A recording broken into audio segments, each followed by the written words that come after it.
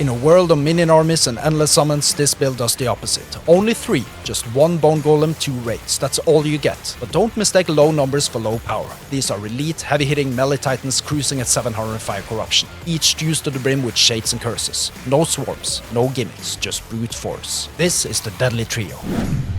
Let's kick this video off with some boss melting. First up, our beloved Aberoth.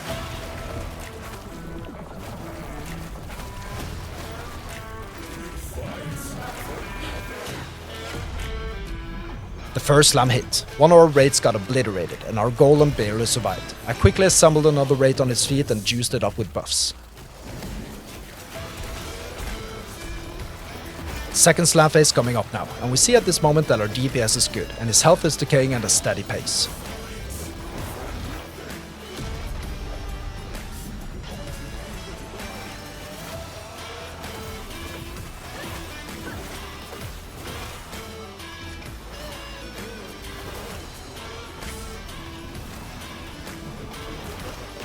Did you see that? Down to 600 health. Had a minor misstep into Aberoth's foul breath, but even then, we're still alive. Look at that entitled attitude, prancing up to do his final slam phase. But this time, we won't let him. Before he even gets to his slam, he's dead. Gone. The 12% kill threshold from Bone Curse did its job perfectly. Next up, Abomination.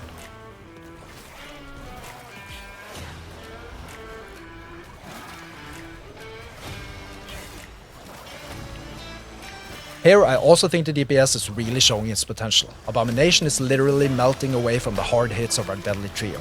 And finally, the Harbinger.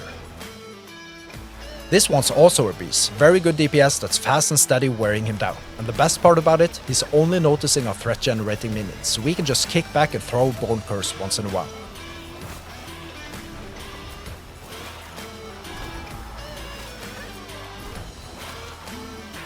I got a bit too cocky and ate his charging slam here, but even then, at 490 health, I managed to play it cool. And that's the Harbinger gone as well. So, like what you see, a minion build where you can sit back and relax and let our brawling henchmen do the fighting, hit that like and subscribe button if you support it, and sit tight for the full guide on how to play this and the layers beneath it. The offensive idea behind this build is to make the few minions we have absolute powerhouses. We pump up our melee bone golem with full points in the node for attack and movement speed, more multiplicative melee damage, and cold vengeance for an additional 50 flat melee damage. Nothing fancy, just pure raw head-on brawl. We have 2 unholy melee rates that even Oribus would flinch from. We crank up their size, AoE, health and damage with the sequel of Avarice node, but to get to it we need to take the node limiting our wraith count to 2.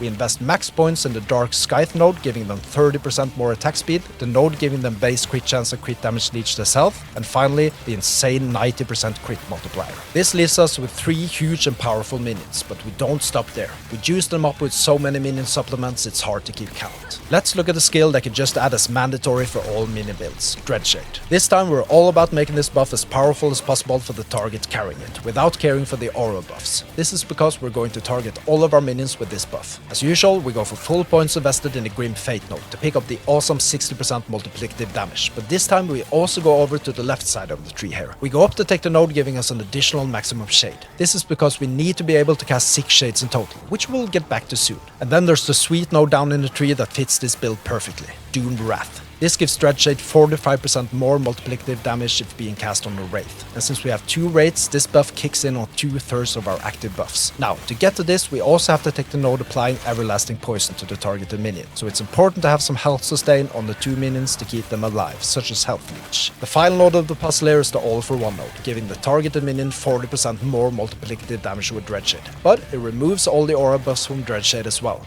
But since we cast Dreadshade specifically on all of our minions, the removed aura buffs are of no consequence. Let's switch focus to our other shade buff, Infernal Shade. To make this into a juiced up minion supplement, we first have to take the Devouring Flames node to make it possible to target minions with it. From there, we want to go straight for the main reason we spec into the skill, the Manic Pyre node. Now we need to spend some time on this one. Minions who have an Infernal Shade attached to them gain 12% increased movement speed, cast speed and attack speed per second they wear the shade, up to a maximum of 72%. But do we ever get the buff up to the limit, oh yes, in just 6 seconds. You see, we also take the Soulfire node, giving Infernal Shade unlimited duration when attached to a minion, meaning that our minions gain 72% increased movement and attack speed in a matter of seconds, which is an insane offensive buff. Add the Burn Trail node into the mix, giving them haste when carrying the buff, reducing up the movement speed further, ending at a crazy 102%. And as this wasn't enough, the area of Infernal Shade also has a 200% ignite chance to enemies per second and 50% slow chance. Good stats both offensively and defensively. Finally, we need to take the Fight of Fire node, giving us an additional maximum shade.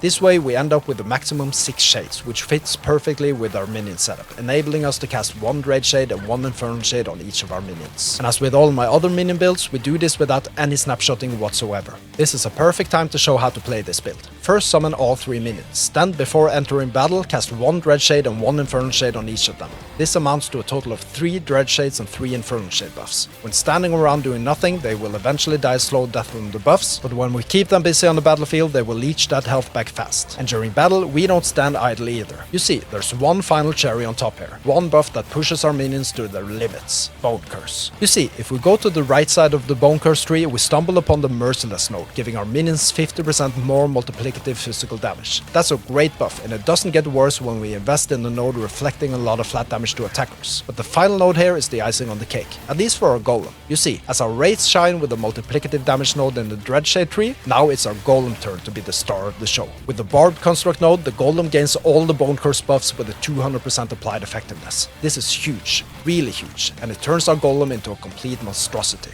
Let's explore the nodes on the left side of the tree as well. We go up to take the 12% kill threshold, which is invaluable for bosses. We further go down to give Bone Curse an armor shred chance, and a 10% chance to give us bone armor. This means that for every 10th enemy we defeat, we take 8% less damage for 4 seconds. For crowded monoliths, this buff is up for most of the time. And finally, Bone Curse as a baseline also makes enemies take more physical damage from hits, synergizing very well with our minions' damage output. As for the offensive gear setup, we have 2 different options, one giving less survivability but more damage, and one safer option, but with a bit less damage. Let's explore both of them. For the raw brutal DPS version, we go all in on a 2-handed obsidian axe. This enables us to get the most flat minion melee damage as possible, cranking up the DPS to great heights. The high increased minion physical damage stat also boosts the damage even further, but I want to highlight that there's a lot of room for improvement here.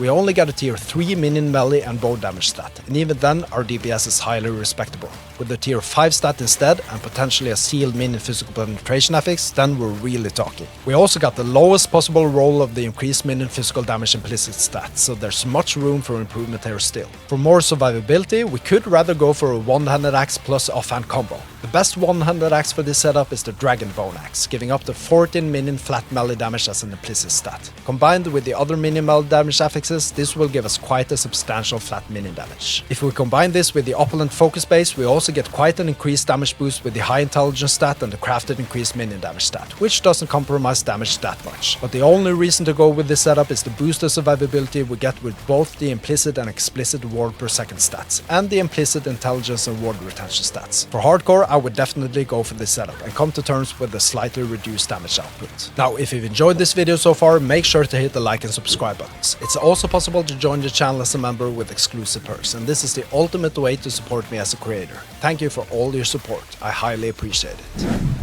This is a hybrid ward and health build which gives a lot of gear flexibility, as we're not limited to specific uniques and experimental affixes that we would with a low life setup. When idle, we have a total effective health pool of nearly 7,000. We could crank this up even further with more tier 7 ward and intelligence stats, as well as a better roll for the ward per second blessing from Lagon. And as mentioned earlier, we could boost this ward up to 1,000 more, if we went for a one-handed axe plus offhand combo as our weapon set. But the most important defensive layer in this build comes from the minion size and threat generation, diverting aggro and enemy threats away from us. We want to stay in the background and let the minions do all the tanking. Our armor is decent, but nothing more. It's barely above 1000, but since this is not by any means a face tanking build, which we leave to our minions, it's not that bad. We could swap the increased minion damage blessing from the fire shamans with the flat armor blessing, and this is something you should consider if you play hardcore. Our resistances are good, most of them capped, apart from poison and void. The latter is off by only 1%, and the poison is arguably the least important one to cap. Our only active ward generation comes from the Strands of Soul spelt, being dropped from Abomination. This gives us mana spent gained as ward and ward and kill as our active ward generation, as well as the passive ones with the ward retention and ward per second. Our movement speed is quite good, 63%. I am a huge fan of the Eterus Path boots, giving a lot of baseline movement speed for both ourselves and our minions. With the tier 7 movement speed affix on top, these turn into turbo boots.